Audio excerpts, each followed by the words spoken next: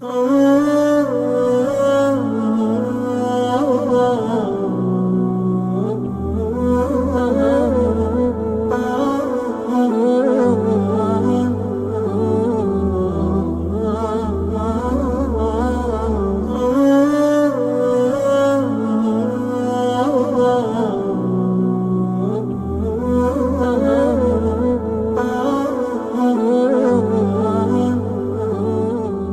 الله الرحمن الرحيم. الحمد لله رب العالمين، والصلاة والسلام على رسوله الأمين وعلى آله وصحبه ومن تبعهم بإحسان إلى يوم الدين.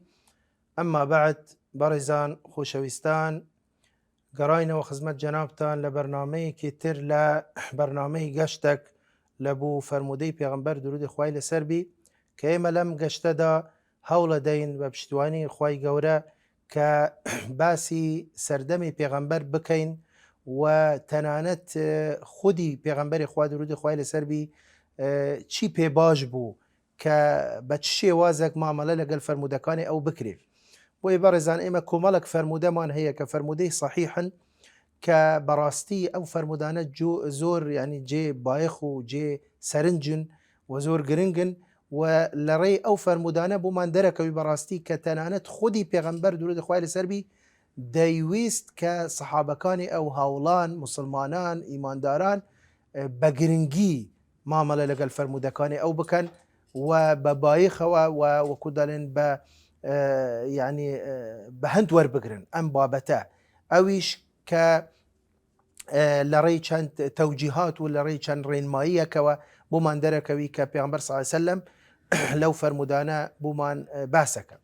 يك لو فرمودانا كإمام أبو داود روايتك كفرموديك صحيحك پیغمبر خوا درود خوا لسر بي دفرميتي دفرميت نظر الله امرئا سمع منا حديثا فحفظه حتى يبلغه فرب حامل فقه إلى من هو أفقه منه. لروايتك فرب حامل فقه ليس بفقيه، لروايتك فرب مبلغ أوعى من سامع. برزان تصور که دقت بده لو فرمودەیە پێغەمبەری خوا درودی خوای لەسەر بی خۆی وەکو دوعایەک وەکو دەستخۆشیەک وەکو سپاسیەک لە بۆ ئەو کەسە کە دەفەرمێتە نەظەر الله امرئا، یعنی وەکو بڵێن ئەو کەسە ڕووسپی بی، ئەو کەسە دەموچاو دراوشاوە بی، ئەو کەسە سەربەرزی دنیا و قیامەت بی. چێ ئەو کەسە یا رسول الله؟ نظر الله امرئا سمع منا حديثا، کاتی کە حەدیثە کە قسەیەک کە کردەوەیە کە شتێک لەمە دەبیستی لەمە دەبینی فحافظه ئەو ڕەسەن چ بکە بچی لەبەری بکە حتى يبلغه هەتا ئەو کاتەی کە دەیجێرتەوە. دوای دەفەرمێت فرب حامل فقه إلى من هو أفقه منه، چونکە جار وهەیە ئەو کەسە یەکەم کە قسەیەک دەبیستی لەوانەیە ئەو کەسە کەسێکی ئاسایی بی، کەسێکی زۆر زیرەک نەبی، کەسێکی زانا نەبی، کەسێکی شارەزا نەبی، کە بەلکو تەنانەت کەسێکی حتا نەخوێندەوار بی. لەبەرەوە جێرانەوەی فەرمودە مەرج نییە کەسەکە ئیلۆ دەبی زانابی. ئەو مەرجانەی کە زانایاندانەوە کە بریتە لە عەدالە و زەبت پەیوەندی بە علمەوە نییە، کابرا بە علمیشی نەبی بەڵام گرنگ وایە عەدالەتی تەواوبی، ڕازگوو بی، ئەمین بی، ترسی ئەوەی نەبی کە ئەو حەدیسە وەکو خۆی ڕیوایەت نەکە. بۆیە لە هەمان ئەم حەدیسە لە ڕیوایەتێک دەفەرمێت ثم أداها كما سمعها، ثم أداها كما سمعها أي رواها كما سمعها. يعني دوای ئەوە بچیتن ئەو فەرمودەیە بجێرتەوە وەکو ئەوەی کە خۆی بیستیتی. کەواتە بەڕێزان ئەم فەرمودەیە بزانە زۆر بە وازحی بەڕوونی پێمان دەڵێ چی؟ پێمان دەڵێ کە پێغەمبەر صلی الله علیه وسلم دەیویست فەرمودەکانی ئەو گرنگی پێ بدرێ، دەیویست فەرمودەکانی ئەو بجێردرێن ڕیوایەت بکرێ و بجێردرێتەوە، دەیویست فەرمودەکانی ئەو احتیفاظ پێوە بکرێ لەبەر بکرێ و دوای ئەوە وەکو خۆی بجێردرێتەوە ڕیوایەت بکرێ و بگەیندرێت ئەم فەرمودەیە وەکو گوتمان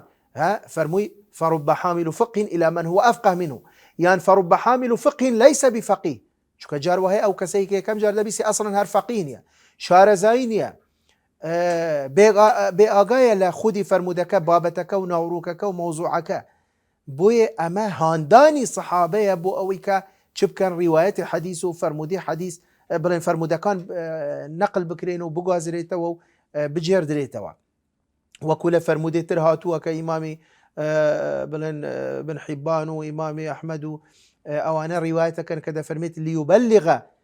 الشاهد منكم ليبلغ الشاهد منكم الغائب دەفەرمێت با ئەو کەسەی کە حاضرە، ئەو کەسەی کە حەدیثی بیستیە، ئەو کەسەی کە لە مەجلس حاضر بووە، ئەو یعنی با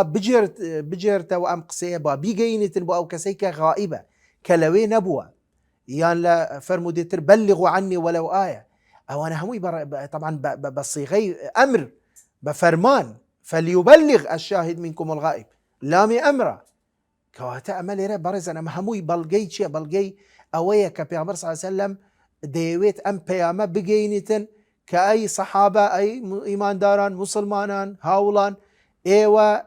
دەبی گرنگی بە فەرمودەکانی من بدەن، گرنگی بە سنەت بدەن. ئەمە مەظاهر اهتیمام الصحابة بالسنة، يعني ئەمە یەکێکە لەوانەی کە وا لە سەحابەی کرد کە فعلەن يعني گرنگی بە فەرمودەکانی پێغەمبەر بدەن، درودی خوای لەسەر بی. فەرمودێتر مان هەیە مەسەلەن کە پێغەمبەر صلی الله علیه وسلم هەڕەشە دەکات لەوانەی کە درو بەزار پێغەمبەرەوە بکەن، درودی خوای لەسەر، کە لە فەرمودەیەکی صحیح ئیمامی بوخاری مسلم ڕیوایەتیان کردووە کە دەفەرمێت من كذب علي متعمدا فليتبوأ مقعده من النار. تەنانەت دەفەرمێت يعني لێرە کەذیب وەکو زانایان باز دەکەن دەڵێن مەبەستی پێ هەڵەیە، نەک مەبەستی پێ درووە وەکو بڵێن ئێمە بڵێن وا دەزانین کەذیب تەنیا معنای درووە، لە ناو زمان بڵێن لە ناو عەرەب، لە کلتوری عەرەب تەنانەت لە پێش ئیسلامیش بەو شێوازە بووە، ئەگەر یەکێک هەڵەشی بکردبووە دەیگوت دروی کردووە، درو دەکە. ئەمە وئیلا طبعا ئەوانە زۆر گەورەتر بوون و زۆر لەوە دوور بوون کە درو بکەن بەزار پێغەمبەرەوە، درودی خوای لەسەر بی. بەڵام کەذیب لێرە تەنانەت هەڵە بۆ ئەوەی يعني کەسەکە ئەگەر دڵنیانەبی لەو حەدیسە وەکو خۆی نەیجێرتەوە باشترە. بۆیە ئەمە بەڕاستی ئەمە یان لە فەرمودەیەکی تر کە ئیمامی مسلم ڕیوایەتە کە دەفەرمێت من حدث عني بحديث يرى أنه كذب فهو أحد الكاذبين. زانا يعني هەر کەسێک دەفەرمی هەر کەسێک قسەیەک لە من بجێرتەوە یان قسەیەک پێی گەیشتووە بەزار منەوە و بزانیت کە ئەم قسەیە يعني قسەی من نییە یان گومانی هەبی لەسەری یان بزانی کە ئەمە درو بەزار منەوە کراوە، فهو أحد الكاذبين، يعني وەک ئەوەیە کە ئەو کەسەش دروی کردیە. يعني ئەگەر کەسێکی تر دروی کردووە حەدیسێکی داناوە بەزار پێغەمبەرەوە صلی الله عليه وسلم، بەڵام دوای ئەوە کەسێ دووەم کاتی کە ئەم قسەیە دەجێرتەوە تاوانی کەسێ یەکەمیش وەرەگری، وەکو ئەوەیە کە ئەو کەسە حەدیسی داناوە و ئەفتیرا و دروی کردیە بەزار پێغەمبەرەوە، درودی خوای لەسەر بی. يعني ئەمە بەڕاستی ئەم فەرمودانە زۆر ترسێنەرە، هەڕەشەیەکی زۆر گەورەیە لە بوو سەحابە بۆ ئەوەی کە زۆر بە وردی دەبی مامەلە لەگەڵ فەرمودەکانی پێغەمبەر صلی الله علیه وسلم بکرێت. بۆیە بەڕێزان یەکێک لە سیماتی منهەجی سەحابە لە فەرمودە ئەویش ئەوەیە کە بریتیە لە التقلیل من الرواية عن النبي صلى الله عليه وسلم، کە کەم ڕیوایەتکردن جێرانەوەی حەدیث بەڵام کەم لە کاتێک وەکو گوتمان فەرمودەکانی تر هانی سەحابەکانی دا بۆ ئەوەی کە فەرمودەکانی پێغەمبەر صلی الله عليه وسلم لەبەر بکرێن و ڕیوایەت بکرێن و بگوازرێتەوە و بجێردرێتەوە، و لە هەمان کاتدا ئەم فەرمودەکانی تری کە هەڕەشە لەوانە دەکە کە ئەگەر بێت و بەهەڵە فەرمودەیەک ڕیوایەت بکرێ ئەمە جێی جەهەنەمە. بۆیە لێرەدا منهەجی سەحابە ئەوە بووە کە کەم ڕیوایەت بکرێ لە حەدیث، و هوکارەکەشی بەڕێزان ئەوەیە کە یعنی نەوەک ئەوەی کە کەسەکە تووشی هەڵە ببی یان لەبیری چوویتەوە یان بڵێن ینی دڵنیانیە لە حەدیسەکە یعنی هەتا دوایی. کەواتە لە فەرمودەیەکی صحیح پێغەمبەر صلی الله علیه وسلم دەفەرمێت ئیاکم وکەثرة الحەدیث عنی، يعني ئەمەش هەڕەشەیەکی ترە لە بوو سەحابە، ئیاکم وکەثرة الحەدیث عنی، ئاگاتان لێبی، ئاگاتان لە خوتان بی زۆر حەدیث و زۆر قسە لە من نەجێرنەوە. طبعا بوو لەبەرچی تەکمیلە حەدیثەکە دوای پێغەمبەر صلی الله علیه وسلم دەفەرمێت چی؟ ومن قال علي قولا فليقل صدقا أو حقا ومن تقول علي فليتبوأ مقعده من النار. کەواتە بەڕێزان کەم جێرانەوەی حەدیث لێرە مەبەستی پێغەمبەر صلی الله علیه و سلم ئەوە نییە کە بە باشی نەزانیوە یان پێی خۆش نەبووە یان وەکو هەندێک ئەم تەفسیرەی بۆ دادەنێن کە سەحابی یان با بڵێن بە شێوازێکی گشتی سەحابە کەم حەدیثیان ڕیوایەت کردووە وەڵا لەبەرەوە چونکە یعنی بڕوان بە حەدیث نەبووە یان حەدیث وەکو دین قبولیان نەکردووە وەکو شەرع و وەکو وەحی و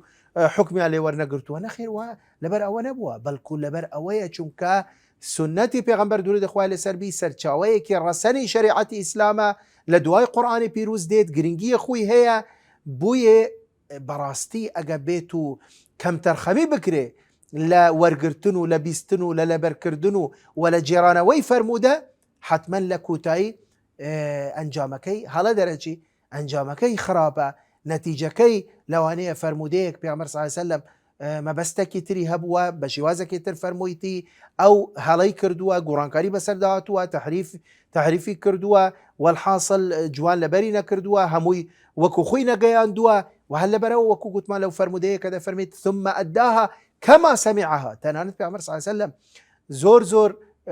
یعنی بڵێن پێی باش بووە کە ئەو کەسەی کە فەرمودەکە بجێرتەوە تەنانەت لەفزەکەشی نەگۆڕی بەڵێ ڕاستە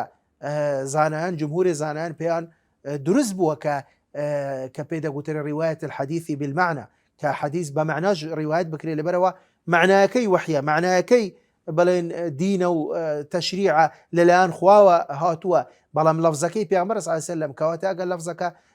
ڕاویەکە بشگۆڕیتن بەڵام کۆمەڵە مەرجیان داناوە دەیان مەرجیان داناوە زانایان گوتیان دەبێ ئەو مەرجانە لەو کەسەدا هەبی ئەو جەبووی هەیە کە حەدیثەکە لەفزەکەی بگۆڕی دەستکاری بکە بەڵام گرنگ وایە کە هەمان معنا بگەینی چونکە ئەگەر هەمان معنای گەیاند و معناەکە وحیە تەشریع و دینە کەواتە با لەفزەکەی لەبەرەوە لەفزەکە پیرۆز نییە لەفزەکە مقدس نییە با لەفزی ڕاویش بی گرنگ وایە معنایەکەی گەیاندووە بەڵام ئەو جاش ئەسڵ وابووە کە بە لەفزی پێغەمبەر صلی الله علیه و سلم هەمان لەفز بۆیە تەنانەت سەحابیە وا هەبوو یەک وشەی نەدەگۆڕی بەڵکو واللهی یەک حرفی نەدەگۆڕی لە حەدیثەکە یعنی پێی دروست نەبووە بۆیە بەو شێوازە مامەڵە کراوە لەگەڵ فەرمودەکانی پێغەمبەر صلی الله علیه و سلم بەو وردیە بەو دیقەتە بەو ترس و لەرزە بۆیە بە شێوازێکی گشتی سەحابەکان کەم حەدیثیان ڕیوایەت کردووە وەکو لەو فەرمودەی باسمان کرد کە مەبەستەکە ئەوەیە کە یعنی کەسەکە دڵنیابی لەو حەدیثە وەکو خۆی بیستیە وەکو خۆی لەبەری کردووە ئەوجا حەدیثەکەی ڕیوایەت کردووە يعني وإلا لهمان حديث دعاء بيعمر صلى الله عليه وسلم دفرمي شيء إياكم وكثرة الحديث عني ومن قال علي قولا كواتا يعني قيتشيك قيناك درستا أصل وايا وكو قلت مال حديثة كان تر أمرك بويك قسكان وفرمودكان دبي روايات بكري دبي شو كدينا أما دبي بجين دريترا همو مسلمانك همو إيمان دارك بلام لا لو لهمان كادا دبي كسك زور بوردي بەو شێوازە بە گرنگی معاملەی لەگەڵ بکە و بە جوانی حەدیثەکەی لەبەر کردبی لە فەرمودەیەکی تر بەڕێزان کە تەنانەت تەسەور کە لەو فەرمودەیە پێغەمبەر صلی الله علیه و سلم باسی سەنەدەکە یعنی ڕاستە سەنەدی حەدیث لە سەردەمی تابعی و دوای ئەوە یعنی دوای کە فتنە ڕوویدا و دوای کە حەدیثی مەوزوع بە دەرکەوتو کە بە پێویستیان زانی حەدیث بە سەنەد ڕیوایەت بکرێ ئەو جا کە لەوانەیە بەرنامەکانی داهاتوو زیاتر قسەی لەسەر بکەین بەڵام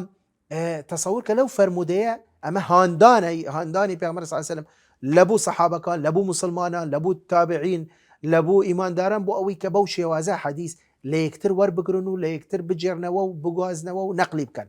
لەو فەرمودەیە پێغەمبەر صلی الله علیه و سلم دەفەرمێ چی دەفەرمێ تسمعون مني ويسمع منكم ويسمع ممن يسمع منكم سبحان الله ڕێک باسی سەنەدەکە دەفەرمێ تسمعون مني أي صحابة أي مسلمان إيمان داران هاولان إيوة لمن دبيستن حتما يكم كس يكم طبقة يكم جيل صحابية كراستوخو لخدمة بيعمر صلى الله عليه وسلم دچون دادا نشتن يان وريان ذاك الحديث كان يان كردوكان ديان بينيو ودواي بوميان نقل ذكر يان رفتارو روشتكان بيعمر صلى الله عليه وسلم بوميان نقل كردوا صحابة كان كواتد فميت تسمعون مني أنتم تسمعون من يعني إيوة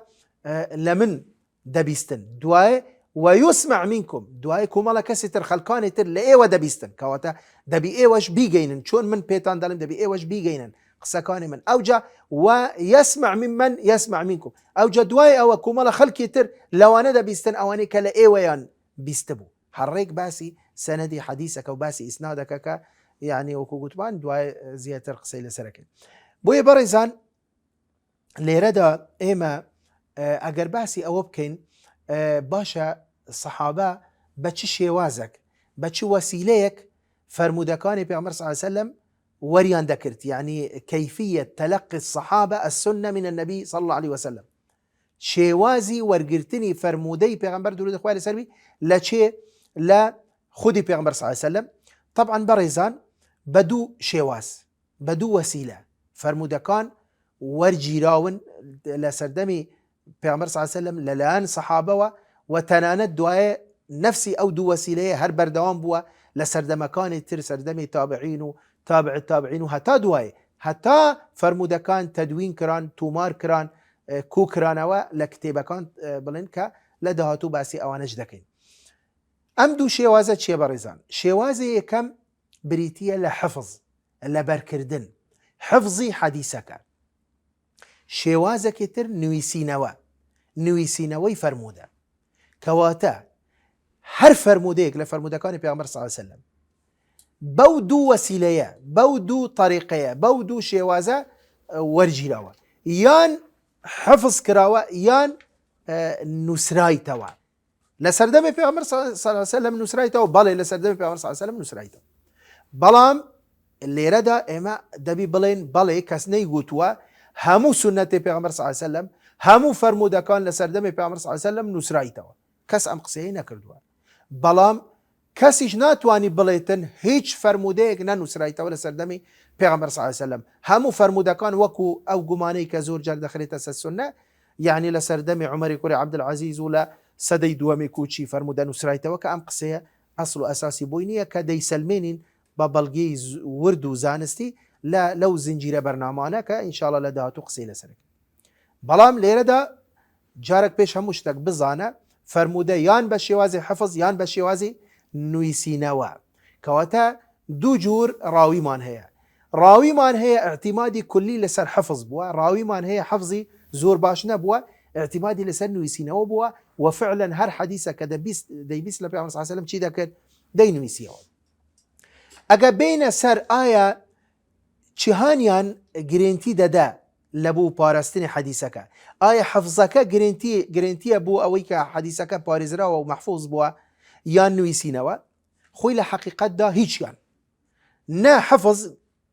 زەمان دەدا گرنتی دەدا بۆ ئەوەی کە فەرمودەکە بڵێن وەکو خۆی دەمینتەوە لەبەرەوە چونکە ئینسان حەفزی چەند بە قووەت بی چەند بەهێز بی حتمما معەڕەزە بەوەی کە لەبیر بکە بە مروری زەمن و خودی نوویسینەوەش بەڵگە نییە لەسەر پاراستنی فەرمودە ئەگەر وەکو دەڵێن هەموو سنەتی پێغەمبەر صلی الله علیه وسلم لە سەردەمی پێغەمبەر صلی الله علیه وسلم نووسرا بووە گریمانە معناوی ئەوە نییە کەواتە سنەتەکە هیچ یعنی ئەو وەختی ئێمە بڕوامان بەوە دەبوو کە سنەتی پێغەمبەر صلی الله علیه وسلم دەستکاری نەکراوە نەخێر چۆن حەفظ معەڕەزە بۆ ئەوەی کە ئینسان لەبیر بکە نوویسینەوەش معەڕەزە بۆ ئەوەی ئینسان چییە بۆ ئەوەی دەستکاری بکرێ بۆ ئەوەی کە لە ناو بچی بۆ ئەوەی کە ئەو حوبرەی کە پێ نووسرایتەوە کاڵ بوویتە مەسەلەن نەماوە بۆ ئەوەی کەسە کاتووە دەستی کردووە ئیزافەی کردووە تەحریفی کردووە گۆڕانکاری بەسەردا هێناوە بۆیە بەڕێزان یعنی ئەگەر نمونەیەک بینەوە تەورات و ئنجیل خوای گەورە بە دەستنووس یعنی وەکو بڵێن بە نووسراوەیی دای بەزان بوو موسى عليه السلام و بۆ عیسا عليه السلام بەڵام هیچیان پارێزراو نەبوون هەمومان دەزانین کە تەورات تحریف کرا ئنجیلیش تحریف کرا ئەگەر چی بە نووسراوەیی دابەزی بوون بۆ سەر ئەم دوو پێغەمبەرە بەڵام قورئانی پیرۆز بە شەفاهەتەن بە زارەکی دابەزی بۆ سەر پێغەمبەر صلی الله علیه وسلم بەڵام خوای گەورە وعدی دا کە بیپارێزی و فعلەنیش قورئان پارێزرا با بە حەفزیش دابەزی بیتن بۆ سەر پێغەمبەر صلی الله علیه وسلم کەواتە مەرج نییە ئللا دەبی چ بی ئللا دەبی بەنوویسینەوە بی جارێک ئەمە خاڵێکی گرنگە ئەدی گرنتی چییە لەوەی کە ئێمە متمانەمان هەبی بەو حەدیسە بڕوامان بەوەی کە فعلەن حەدیسەکە ڕاست و درست و جێگیر و ثابتە گرنتیەکە خودی کەسەکەیە بەڕێزان خودی کەسەکەیە ئەوەی کە حەفزی کردووە یان ئەوەی کە نوویسیتەوە بۆیە زانایان مەرجی داناوە مەرجی عەدالە و زەبتی داناوە دەبی ئەو کەسە عەدالەتی تەواوی عەدالە پەیوەندی بە لایەنی دینی کەسەکەەوە هەیە، لایەنی ڕازگۆیی و ئەمانەت و لایەنی تەقوا و خواترسی و خواناسی و یعنی ڕەوشت و ئەخلاق و ئەوانەوە هەیە. ئەوجا ضبط پەیوەندی بە لایەنی حەفز و ذهن و فکر و هۆش و تەثەبوت و زیرەکی و لەبیر نەچوون و ئەوە هەیە. ئەو هەردوو مەرجە کەفیلە بەڕێزان، ئەو هەردوو مەرجە ئەگەر لە ڕاویەکەدا هەبوو زانایان فەرمووانە ئەم کەسە فیقەیە متوانە پێکراوە. طبعا ئەو جاش هەر حەدیسەکانی ئەو ڕەسەن قبول نەکراوە، زۆر لە حەدیسەکانی متوانە پێکراویش دەرکەوتووە کە هەڵی تێدا کراوە و ڕەت کرایتەوە، بەڵام ئەسڵ وایە کە کەسێک ئەگە متوانە پێکراوبی، کەسێکی ڕازگو، کەسێکی زەبتی تەواوی حەفزی تەواوی، حەدیسەکەی مەقبولە. پێویست ناکە بپرسین ئایا تو بە حەفز بووە یان بە چ بووە یان بە نوویسینەوە بووە. ئەسڵەن بەڕێزان لەوانەیە لە لایمە زۆر سەیر بی مەسەلەن کە چۆن دەکرێت ئەو هەموو حەدیسە کەسێک بێت بە هەزارها حەدیسی لەبەر کردبی. بوو لەوانەیە ئەمە ئەگەر ئێمە بای سەردەمی خۆمان بکەین قورس بی یان بەدەگمەن یان هەر نەبی کەسێکیەوە. بەڵام بەڕێزان ئێمە ئەگە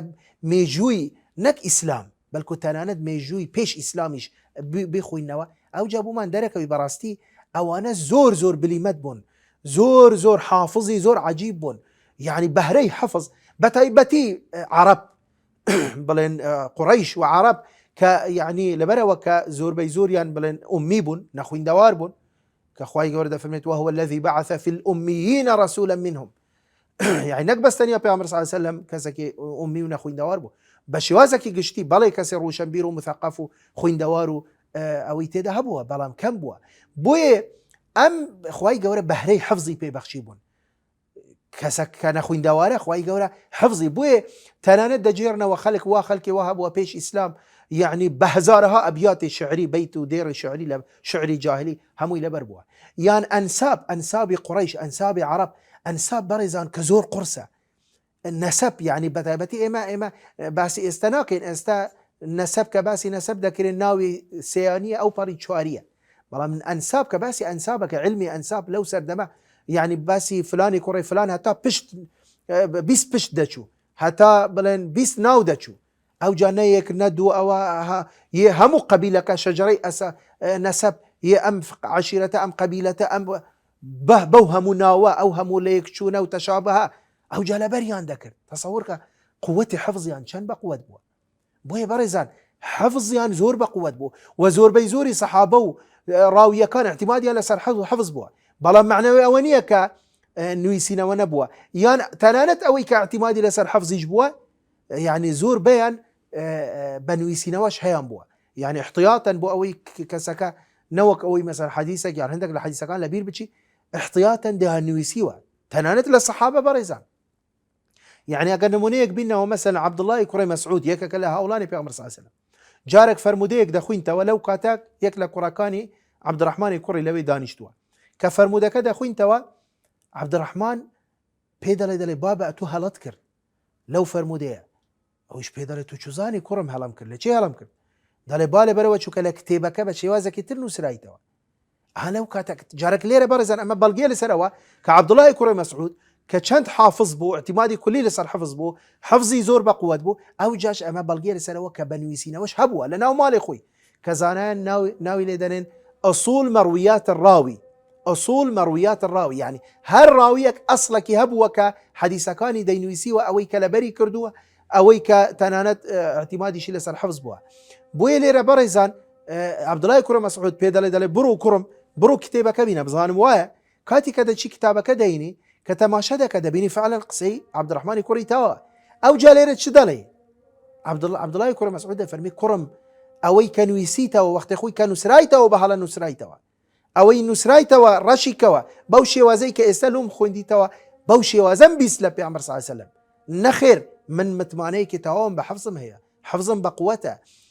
ئەوەی کە نووسراوەکە هەڵەیە. کەواتە بەڕێزان مەرج نییە هەموو جار کە نوویسینەوە ڕازبی یان نوویسینەوە بەڵگەبی لەسەر ڕاستی، یان ئەگەر شتێک نووسراوە کەواتە تەواو ئەمە حەفز کراوە و بڵێن دەستکاری ناکرێ. نەخێر، چۆن حەفز معڕەزە، بەڵێ حەفزیش ئینسان یعنی معناوی ئەوە نییە کەسەکە حەفزی چەند بە قووەت بی یعنی لەبیر ناکە، ئاساییە کە لەبیر بکە. تەنانەت مەسەلەن یەکێ وەکوو یەحیای کوڕی مەعین بۆ نمونە مثلا جارك لجاران دفرميت جارك لجاران چوم مجالم هبو حزم لبو حديث لبركم دفرميت 10,000 حديث لبركم 10,000 طبعا بسنده وبرزان يعني نقبا بس متن إيه متن مان بي لبرناكري فرموي جارك هولم دا بماويك بوماويك 10,000 حديث لبركم بلام دفرميت دواي أوا دفرميت من نخوش كوتم فنسيت بعضها ثم مرضت فنسيت بعضها دفرميت دواي أوا من فتريك نخوش كوتم ديار مجال أو ينبوة كمراجعة بك دليت هندك لو أنا ملابيركر آسائية بويش ليرة لو فرمودي كسرتا خويد موانا وبرزان كبيغمبر صلى الله عليه وسلم فرموي أو كساك حديثك لمن دبيستي بالا بريبك حتى بجرتوا فرموي فحفظه حتى يبلغه طبعا كاتي كأوانا بوشي وزما مليان ذكرت لقل فرمودا مثلا تو بينا بيشاوي خود مثلا تنانت اگر بلين يك صحابي لحضور پیغمبر صلى الله عليه وسلم پیغمبر صلى الله عليه وسلم كمال حديثي فرموي او صحابيه كاتي كأو حديثه جيبه جيدك دبي چبكه دبي بيت او سي چار حديثه لبر بك ومراجعه بك وهول بدا بجرتوا اگر او حديثانه جوان لبري كرد ومراجعه كرد اگر روجك بيچو دو روج سي روج هفتك تنانت مانگك او بردام مراجعه دكتوا او حديثانه بلام دواي او چو چي كرد جيرايه ولا بو بيج كسيتر او جا اگر او كسي كم حديثك لبيرج بك اي خو تازه گيشت بيج كسيتر ام بيج كسيتريش بو شوازه معامله دكن لقل فرموده لبرده كان هيك لو انا هتا دجيرنا وبكو مال كسيتر اي ام بيج كسش اگر بون من چون بو بيج كسيتر يان جيراوه اگر دواي بيج كسي دوا مش لبير بكن خو تواو استترسنا مال سر حديثك بلاو بو گيشت 20 بيج كس 20 بيج كسيتريش به همان شواز معامله لقل فرموده كدكن بوي برزان يعني تصورك يعني نمونيك داين موا لسر قوتي حفظي راوية كان وبتعبتي جارك إما وكوكوت باسي صحابتك إلا سلمي پیغمبر صلى الله عليه وسلم طبعا أويش كأبو هريرة كزور جار قصة وقما أنش دخلت سر أبو هريرة بلن كأما ببركتي دعاي پیغمبر صلى الله عليه وسلم كأبو هريرة حفظي باش نبوه سرتاي مسلمان بوني وكا شو خدمت پیغمبر صلى الله عليه وسلم بردام روجانا لخدمت پیغمبر صلى الله عليه وسلم لو فتريك لدواي كمسلمان بو هتا پیغمبر صلى الله عليه وسلم وفاتي كرد كنيزيكي 4 سال لخدمت پیغمبر صلى الله عليه وسلم ملازمي پیغمبري كرد ولا بياني هتا بلن ايواره وبزكي برسيه وهيج ايشو كاري نكردوا بوي او رجا زوري حديث جراي ولا پیغمبر صلى الله عليه وسلم او جاش هموي صحيح نيه او جاش مثلا زورني اگر بي حساب كيلا ببي او ماويك لخدمت پیغمبر صلى الله عليه وسلم وكوكوت محفظي باش نبوه بلام كتشوتا خدمت پیغمبر صلى الله عليه وسلم دعواي كر كدعاي بوبك پیغمبر صلى الله عليه وسلم دعاي بوكر كحفظي بقوت بي او جاء فعلا ابو هريره ده فرمي دعاي پیغمبر صلى الله عليه وسلم بركتي دعاي پیغمبر صلى الله عليه وسلم هر حديثه كدم بيس لپیغمبر صلى الله عليه وسلم لبرم ذكرت تنانا ده فرميت تنيا عبد الله يكوري عمرو يكوري عاص لمن زيادة الحديث جرايته واوش لبره وشك او دينوي سوا من نمدنوي سوا من هر حديثه كدم بيس لبرم ذكرت ليرة مروان كوري حكم بريزان مروان كوري حكم حتى عندك دلين صحابي بوا كلا بلين 8 صال بوا ك پیغمبري بني صلى الله عليه وسلم بلام عندك جدالين تابعيه لبروا بلين قشكب ولا سدم في صلى الله عليه وسلم المهم مروان كوري حكم ديويت جارك لجاران ديويت تعقيب كتو ابو هريره كاتب اخوي دهيني دلين من ابو هريره ميوان دكم توبرو لبش برده دانيشه ورقه وقلمك بدز بكره هر حديثك يعني هر بسيارك مليك نيزيكي صد حديث بسياري ليدكم اتوبنوي سوا دليل باشا ابو هريره دهينيت نيزيكي صد حديث بسياري ليدك او لبش بردك هموي دانوسوا ابو هريره اقايلينيا اوش هاتوا ميوانو ولام ددتوا دواي خو حافظ بي دواي صالك بسرچو ابو هريره دهين تو مالي خوي كاتبك خوي ديبته وبش بردك دلي ام جاره همان او بسيارنا لا ابو هريره دكم هر ولام كداوا اتوش همان ام ولامي بلندي خويني وبزاني وكو يك يعني گۆڕانکاریەک دا بەسەر دەهاتوە یاننا کە دێتن دوای ئەوە کە کاتبەکەی خۆی دەبینی دەڵێ وەڵڵاهی وەک بڵێ ئەبوو هورەیرە ئەم کتێبەی بەدەست بووە هەرچی ئەو پرسیارانە لێت کردووە پارچی وەڵامی دایتەوە هەمان ئەو وەڵامانە سبحان الله بەبێ ئەوەی کە یەک کەم و کورتی و یەک بڵێن دەستکاری و یان یەک زیاد و کەمەی تێدابی ئەمەیە بەڕاستی بەڕێزان یعنی حفظی بەقووەت ئەمەیە بەڕاستی یعنی چۆن ئێمە گومان دەکەین لە فەرمودەیە کە لە ڕێی کەسانی وەکو ئەوانە بە ئێمە گەیشتووە. بۆیە بەڕێزانیانی ئێمە بڵێن کاتمان تەواو بۆ ئینشاءالله لەو بەرنامەیەش بڵێن هەر زیاتر بە شێوازێکی گشتی باسی چۆنێتی مامەلەکردنی سەحابە هاوڵان لەگەڵ فەرمودە لە سەردەمی پێغەمبەر صلی الله علیه وسلم و منهجی حەدیث لە سەردەمی پێغەمبەر صلی الله علیه وسلم بە پشتیوانی خوای گەورە لە بەرنامەکانی داهاتوو دێینە سەر بابەتەکانی تر إن شاء الله تعالى وآخر دعوانا الحمد لله رب العالمين. Oh